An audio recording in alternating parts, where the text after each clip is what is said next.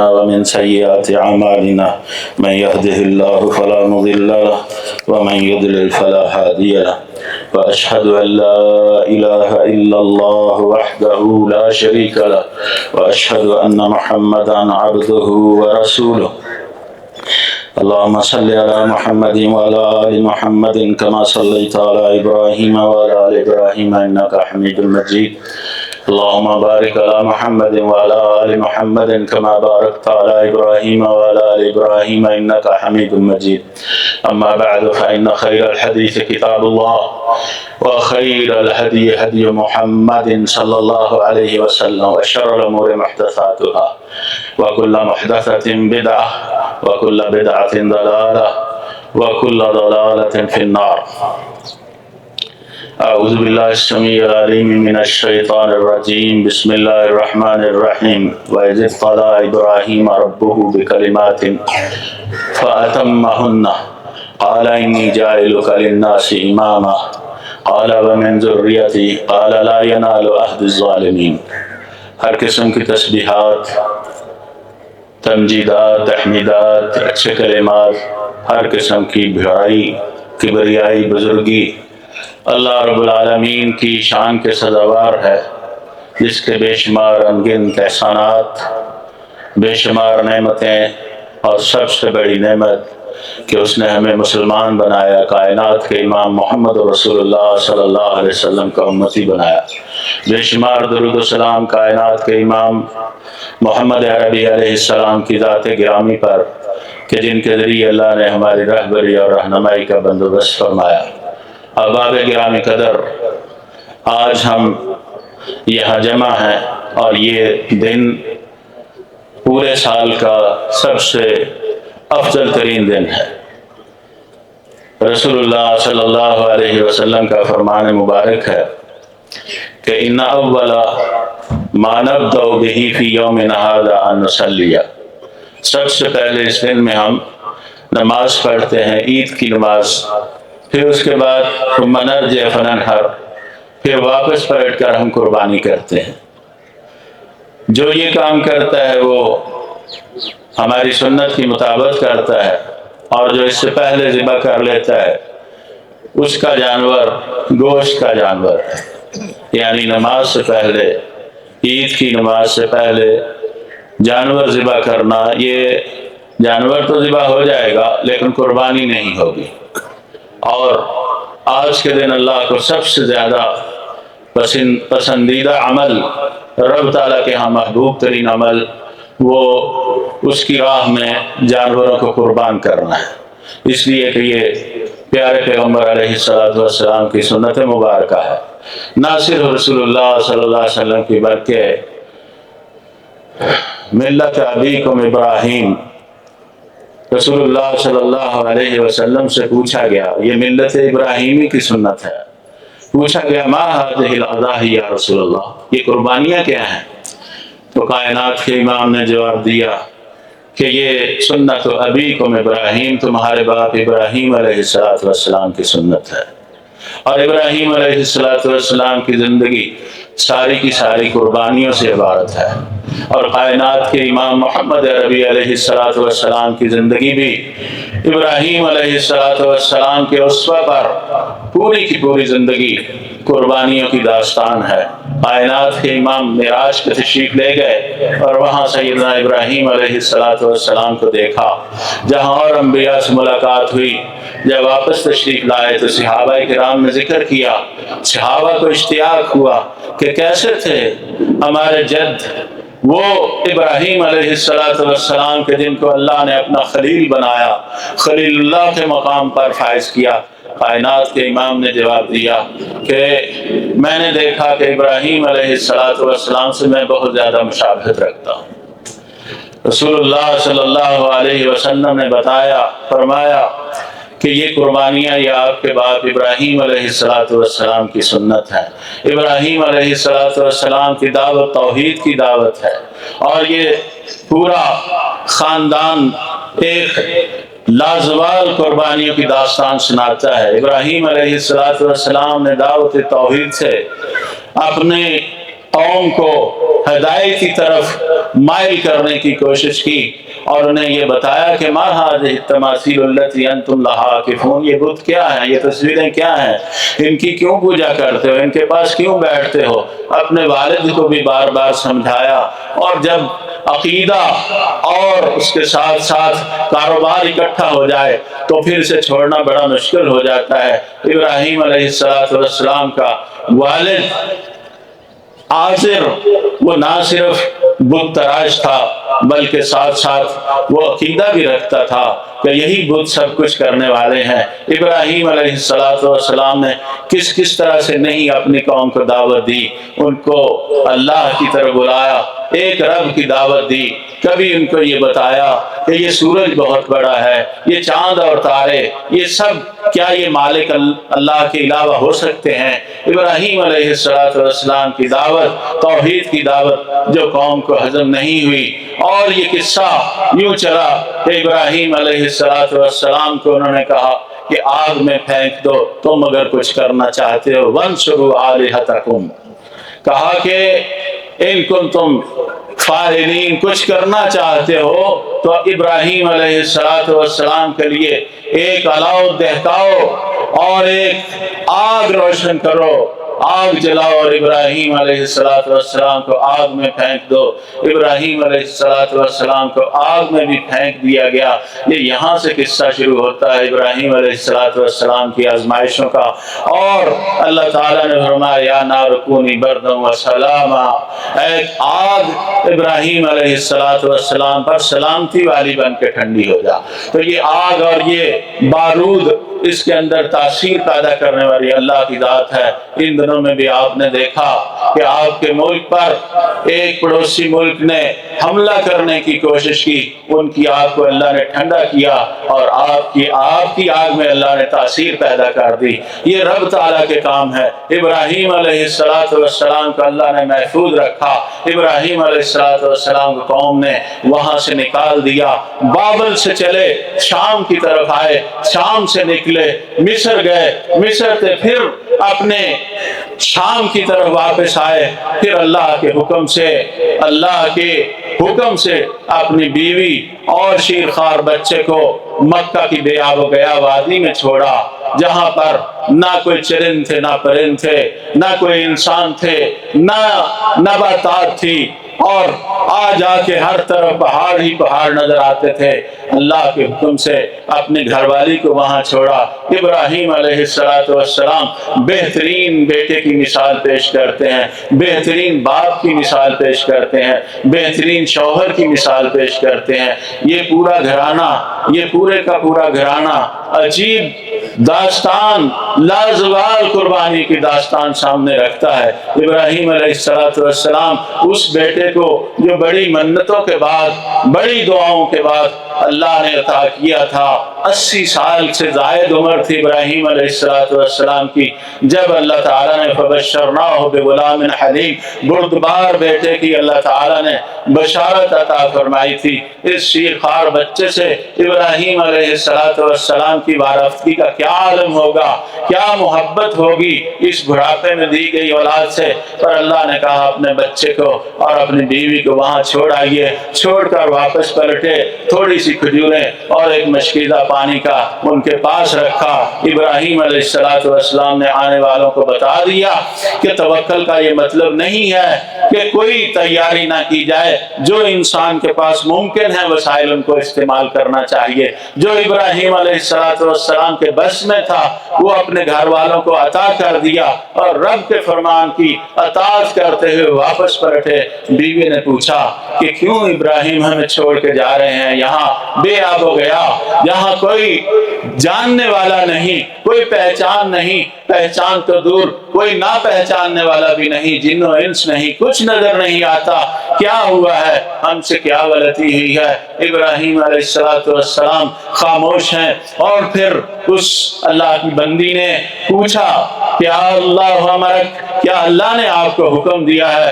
ابراہیم علیہ السلام نے کہا ہاں مجھے اللہ نے حکم دیا ہے۔ اور پھر ان کا جواب کیا تھا، یہ آج کی تمام ماؤں بہنوں کے لیے اس میں سبق ہے۔ کہنے لگی کہ اذن لا یدین اللہ، پھر اللہ ہمیں ضائع نہیں کرنے والا۔ جن کا بھروسہ رب پر ہو پھر اللہ ان کو ضائع نہیں کرتا۔ مگر سوچنے کی بات یہ ہے کہ ابراہیم پلٹ آئے وہاں دعا کر کے، ربنا انی اسکنت من ذریتی بواد غیر ذی زرع عند بیتک المحرم ربنا لیقیموا الصلاۃ، اے اللہ میں نے اپنی اولاد کو یہاں آباد کیا ہے، نماز قائم کریں گے۔ ابراہیم چل دیے۔ کیا حاجر علیہ السلام پھر خاموش بیٹھی رہی؟ پانی ختم ہو گیا، کھجوریں ختم ہو گئیں۔ حاجر نے یہ اعتقاد کا اعلان کیا تھا کہ ہمارا بھروسہ رب پر ہے، مگر اس رب پر بھروسہ کرنے کے باوجود بھی خاموشی سے نہیں بیٹھی، بلکہ صفا اور مروہ کے درمیان چکر لگائے، ایک نہیں 7 چکر لگائے۔ اس کا مطلب ہے رب کا بھروسہ ہونے کے باوجود انسان کو کوشش ضرور کرنی چاہیے۔ یہ ہماری ماں نے ہمیں یہ تعلیم دی ہے، 7 چکر لگائے کہ کہیں کچھ مل جائے۔ پھر اللہ تعالیٰ نے وہاں آب زمزم پیدا کر دیا، جبریل کو بھیجا۔ آدم حضرت اسماعیل علیہ السلام جہاں لیٹے ہوئے تھے وہاں سے چاہے زمزم پھوٹا، اور یہ زمزم ہے جو آج تک جاری ہے۔ ابراہیم علیہ السلام نے آگ میں اللہ کے دین کی سربلندی کے لیے قوم کے پھینکنے پر آگ کو قبول کیا، آگ میں چھلانگ لگا دی۔ اللہ نے فرما دیا یا نار کونی بردم و سلام، اللہ نے اس آگ کو ٹھنڈا کر دیا اور بے خطر کود پڑا آتش نمرود میں۔ عشق عقل ہے محو تماشا لبے بام ابھی، اب بھی لوگ عقل کی بات کرتے ہیں۔ ابراہیم علیہ السلام نے آگ میں چھلانگ لگا کر یہ بتایا کہ آوازہ خلیل ذا تعمیر کعبہ نیست، آوازہ خلیل ذا تعمیر کعبہ نیست۔ ابراہیم علیہ السلام کا جو شہرہ ہے وہ اس وجہ سے نہیں کہ انہوں نے بیت اللہ بنایا تھا، بلکہ ان کی آواز اس لیے ہے، ان کا نام اس لیے ہے کہ در آتش نکو نشست، کہ جب ان کو آگ میں پھینکا گیا تو ایک لمحہ بھر کا تردد ان میں نہیں آیا، اور اللہ اپنے بندوں کی حفاظت کیا کرتا ہے۔ سب سے بڑی آزمائش ابراہیم علیہ السلام کی یہ تھی کہ پھر وہ بیٹا جو بڑھاپے میں اللہ نے عطا کیا تھا، ابراہیم علیہ السلام کو رب کی طرف سے یہ حکم ہوا کہ ان کے گلے پر چھری چلا دیجئے۔ ابراہیم علیہ السلام اپنے بیٹے سے کہتے ہیں یا بنیا انی ارا فی المنام انی اذبح فانظر ماذا ترى، تمہاری رائے کیا ہے؟ اصل میں رائے پوچھنا مقصود نہیں تھا، بلکہ ان کو بتانا مقصود تھا کہ رب کا یہ حکم آیا ہے۔ بیٹا بھی ایسا صبر والا اور ایسا حلیم جس کے پیدا ہونے سے پہلے اللہ تعالیٰ نے یہ بشارت دی تھی کہ ایک بردبار بیٹا ہم آپ کو عطا کرنے والے ہیں۔ ابراہیم علیہ السلام کے بیٹے نے سر تسلیم خم کیا، کہا ابا جان جو رب کا حکم ہے اس کے سامنے میں گردن جھکاتا ہوں، آپ چھری لے لیجئے، اللہ کا حکم پورا کر دیجئے۔ ابراہیم علیہ السلام نے چھری چلا دی اور اللہ کی طرف سے یہ حکم آ گیا، اللہ کی طرف سے قبولیت کا یہ اعلان آ گیا کہ قد صدقت الرؤیا انا کذالک نجزی المحسنین، آپ نے اس خواب کو پورا کر دکھایا، ہم اسی طرح سے محسنین کو جزا عطا کیا کرتے ہیں۔ ابراہیم علیہ السلام نے لمحہ بھر کے لیے نہیں سوچا اپنے بیٹے کی گردن پر چھری چلاتے ہوئے کہ میں بیٹے کی گردن پر چھری چلا رہا ہوں۔ بچے تو عموماً دشمنوں کے بھی جنگوں میں معاف کر دیے جاتے ہیں، میں اپنے بیٹے کی یہ عقل ایک طرف تھی اور ابراہیم علیہ السلام کا عشق اور محبت ایک طرف تھی۔ اسی لیے ابراہیم علیہ السلام کو اللہ نے اپنا خلیل بنایا کہ اچھا ہے کہ دل کے ساتھ رہے پاسبان عقل، اچھا ہے کہ دل کے ساتھ رہے پاسبان عقل، لیکن کبھی کبھی اسے تنہا بھی چھوڑ دے۔ ابراہیم علیہ السلام کی ساری زندگی اسی بات سے عبارت ہے۔ ہمارے لیے یہ درس ہے کہ جہاں رب کا فرمان آ جائے وہاں سر جھک جانا چاہیے، جہاں محمد کا فرمان آ جائے صلی اللہ علیہ وسلم، جہاں آپ کی سنت کی بات آ جائے وہاں پھر دوسری بات نہیں ہونی چاہیے۔ یہ کیا بات ہے کہ ابراہیم علیہ السلام اپنے بیٹے کی قربانی دے رہے ہیں اور اس کے لیے پوچھتے نہیں ہیں، ہم جانور کی قربانی دیتے ہوئے 100 باتیں کرتے ہیں، کہتے ہیں کہ یہ پیسہ وہاں خرچ ہونا چاہیے۔ اصل جو ابراہیم علیہ السلام کی زندگی سے ہمیں درس ملتا ہے وہ یہ ہے کہ ہر بات پہ سر جھکا دینا ہے، ہر بات پہ سر جھکا دینا ہے، سر تسلیم خم کر دینا ہے، اور سب کچھ پیش کر کے وہاں آگ میں جلانے کے لیے پھینکا گیا۔ جس قصے کی ابتدا ہجرت سے ہوتی ہے، اس کی پھر آگے تکمیل ابراہیم علیہ السلام بیت اللہ کی تعمیر کر کے کرتے ہیں اور بیت اللہ کو بنا رہے ہیں، اور اس کے بعد رب کے سامنے ہاتھ اٹھا کر یہ دعا کر رہے ہیں، ربنا تقبل منا انک انت السمیع العلیم۔ تقبل بات تفعل ہے، جس میں تکلف کا معنی ہے کہ اگر تو قبول کر لے تو یہ تیرا احسان ہے، ہماری طرف سے کوئی محنت نہیں ہے۔ اتنا کام کرنے کے بعد، اتنی قربانیاں پیش کرنے کے بعد، امامت کے درجے پر فائز ہو جانے کے بعد، سب کچھ کرنے کے بعد، وَلَا تَمْنُنْ تَسْتَكْثِرْ، اللہ نے فرمایا اپنے حبیب کو دوسری وحی میں کہ جو کچھ بھی کرنا ہے بس اللہ کے لیے کرنا ہے، اور اس کے بعد یہ سمجھنا ہے کہ میں نے کچھ نہیں کیا۔ جو کچھ بھی پیش کرنا ہے اللہ کے راستے میں پیش کرنا ہے، اور اس کے بعد آپ نے اپنا دامن جھاڑ دینا ہے، گویا کہ جو حق تھا وہ حق ادا نہیں ہوا ہے۔ جس رب کے اتنے احسانات ہیں، اس رب کے احسانات کا بدلہ نہیں چکا سکا ہوں، میں تیرا بندہ ہوں، یا اللہ تیری حکم سے میں نے گھر بار چھوڑا ہے، اپنے بچے کے گلے پر چھری چلائی ہے، آگ میں مجھے ڈالا گیا ہے، یہ سب کچھ فراموش کر دیا ہے۔ رب کے سامنے یہ ساری باتیں گنوائی نہیں جا رہی، بلکہ رب کے سامنے دامن پھیلا کر، گھر بنا کر، اس کی دیواریں تعمیر کر کے صرف یہ کہا جا رہا ہے، ربنا تقبل منا انک انت السمیع العلیم، اے اللہ اگر تو قبول کر لے تیرا ہم پر احسان ہوگا۔ تو میرے بھائیو، یہی آج کے خطبے کا جو خلاصہ ہے کہ ہم نے جو کام بھی کرنا ہے اللہ کے لیے کرنا ہے اور کرتے چلے جانا ہے، اور یہ زندگی قربانیوں سے عبارت ہے۔ یہی ابراہیم علیہ السلام کی زندگی کا درس ہے، اور سب کچھ نیکیاں کرنے کے باوجود پھر رب کے سامنے گڑ گڑا کر اسے قبول کرنے کی استدعا کرنی ہے کہ گر قبول افتد، تو اگر تو قبول کر لے تو تیرا ہم پر بڑا احسان ہوگا۔ آج کا دن ہمیں یہی سبق دیتا ہے، اور ہم جانور کے گلے پر خود چھری چلا کر یہ اس بات کا بھی ہمیں عہد کرنا چاہیے کہ جس طرح آج اس جانور کے گلے پر چھری چڑھا رہے ہیں، اللہ کے راستے میں قربان کر رہے ہیں، کل کو مجھے اللہ کے راستے میں قربان ہونا پڑا تو میں اپنے آپ کو پیش کر دوں گا، کیونکہ ابراہیم علیہ السلام کی پھر ساری دعوت کا خلاصہ اس بات میں ہے کہ ان صلاتی و نسکی و محیای و مماتی للہ رب العالمین، میرا جینا، میرا مرنا، میری قربانی، میری نماز، سب کچھ اللہ کے لیے ہے۔ قربانی تو ہم کریں مگر نماز کو بھول جائیں۔ میرے بھائیو، فصلی لربک وانحر، نماز بھی پڑھ اور قربانی بھی کر۔ اور بعض ائمہ نے یہ کہا ہے کہ نماز سے مراد یہی عید کی نماز ہے، اس میں اس کا حکم دیا گیا ہے، اور دوسری نماز فرض نماز اسے چھوڑنے کا مسلمان سے تصور نہیں کیا جا سکتا۔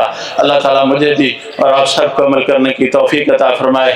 اللہم الہمنا رشدنا واعذنا من شرور انفسنا، اللہم صلی علی محمد وعلی آل محمد کما صلیت علی ابراہیم وعلی آل ابراہیم انک حمید مجید، اللہم بارک علی محمد وعلی آل محمد کما بارکت علی ابراہیم وعلی آل ابراہیم انک حمید مجید۔ ربنا ظلمنا انفسنا وإن لم تغفر لنا وترحمنا لنكونن من الخاسرين، ربنا آتنا في الدنيا حسنة وفي الآخرة حسنة وقنا عذاب النار، ربنا اغفر لنا ولإخواننا الذين سبقونا بالإيمان ولا تجعل في قلوبنا غلا للذين آمنوا ربنا إنك رؤوف رحيم، اللهم ألهمنا رشدنا وأعذنا من شرور أنفسنا، ربنا اغفر لنا ولإخواننا الذين سبقونا بالإيمان ولا تجعل في قلوبنا غلا للذين آمنوا ربنا إنك رؤوف رحيم، اللهم اشف مرضانا مرضى المسلمين، اللهم اشف مرضانا مرضى المسلمين، اللهم اشف مرضانا مرضى المسلمين، اللهم اشفنا بشفائك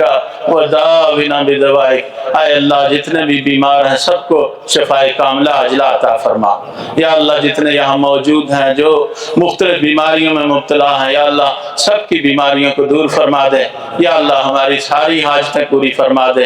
جو نیک تمنائیں ہیں یا اللہ جو لے کے بیٹھے ہیں تیرے سامنے، تیری تکبیر کا اعلان کرتے ہوئے، تیری بڑائی اور کبریائی کا اعتراف کرتے ہوئے، یا اللہ ہم سب کی تمام نیک حاجات پوری فرما دے۔ یا رب العالمین جو بیمار ہیں سب کی بیماریوں کو دور فرما دے، جو گھروں میں ہیں ہسپتالوں میں ہیں، یا اللہ سب کو شفائے کاملہ عاجلہ عطا فرما دے۔ یا اللہ جو ہماری ساتھی بچھڑ گئے ہیں، فوت ہو گئے ہیں، ہمارے عزیز و اقارب، ہمارے جاننے والے، ہم سے محبت کرنے والے، یا رب العالمین سب کی مغفرت فرما دے۔ یا اللہ اس عید کے خطیب ہمارے بھائی ضیاء الرحمان جو یہاں ایک عرصہ خطبہ دیتے رہے، جامعہ ابی بکر کے مدیر، یا اللہ ان کی مغفرت فرما دے، اعلیٰ جنت عطا فرما دے۔ یا اللہ جو بھی ہمارے عزیز و اقارب ہم سے بچھڑ گئے ہیں، یا اللہ سب کی مغفرت فرما۔ اللہم انصر الاسلام والمسلمین، اللہم انصر الاسلام والمسلمین، اللہم اعز الاسلام والمسلمین واذل الشرک والمشرکین ودمر اعداء الدین۔ اے اللہ جو اسلام کے دین کے دشمن ہیں، یا اللہ تو ان کو کافی ہو جا۔ یا اللہ فلسطین کے مسلمانوں کی مدد فرما، یا اللہ اہل فلسطین کی مدد فرما، اہل غزہ کی مدد فرما، یا اللہ کشمیر کے مسلمانوں کی مدد فرما، یا اللہ پوری دنیا میں جہاں جہاں مسلمان پریشان حال ہیں، یا اللہ ان کی مدد فرما، یا اللہ ان کی مدد فرما، اپنی نصرت نازل فرما۔ یا اللہ ان یہودیوں کو تو کافی ہو جا، یا اللہ یہود و ہنود کو تو کافی ہو جا۔ یا رب العالمین انہوں نے بڑا ستم ڈھایا ہے مگر تمہیں عاجز نہیں کر سکتے، یا اللہ تجھے عاجز نہیں کر سکتے، یا اللہ تو ان کو کافی ہو جا۔ ہمارے بھائیوں کی مدد فرما، یا رب العالمین جو بے اولاد ہیں ان کو نیک اور صالح اولاد عطا فرما دے۔ یا اللہ ہمارے گناہوں کو معاف فرما دے، اور آئندہ بھی یا رب العالمین صحت سلامتی ایمان کے ساتھ ایسی عیدیں ہمیں نصیب فرما دے۔ یا اللہ ہماری زندگیوں میں برکت عطا فرما دے، ہماری اولادوں کو نیک فرما دے، ہمارے گناہوں کو معاف فرما دے۔ یا رب العالمین جو تجھ سے مانگا ہے وہ عطا کر دے، جو مانگ نہیں سکے وہ بھی عطا کر دے۔ ہم تہی دامن ہیں یا رب العالمین، تیرے سامنے پیش کرنے والے نہ ہمارے منہ ہیں نہ ہمارے اعمال ہیں، مگر تو اپنی مدد سے اپنی مہربانی سے ہمارے اعمال کو، ٹوٹے پھوٹے اعمال کو قبول فرما دے اور ہمارے گناہوں کو معاف فرما دے۔ ربنا ظلمنا انفسنا وان لم تغفر لنا وترحمنا لنكونن من الخاسرین۔ یا رب العالمین جن لوگوں نے دعا کے لیے کہا ہے ان کے لیے یا رب العالمین کی ساری حاجات پوری فرما دے، اور جن کا ہمارے اوپر حق ہے دعا کا، یا رب العالمین کے لیے آسانیاں فرما دے۔ یا اللہ جو لوگ یہاں موجود ہیں سب کے لیے آسانیاں فرما دے، جو دل کی تمنائیں ہیں سب پوری فرما دے۔ یا رب العالمین اپنے راہ پر استقامت عطا فرما دے۔ یا رب العالمین ہمارے گناہوں کو معاف فرما دے، قربانیوں کو یا اللہ قبول فرما لے۔ ربنا تقبل منا انک انت السمیع العلیم وتب علینا انک انت التواب الرحیم، وصلی اللہ تعالی علی خیر خلقہ محمد وآلہ واصحابہ اجمعین برحمتک یا ارحم الراحمین۔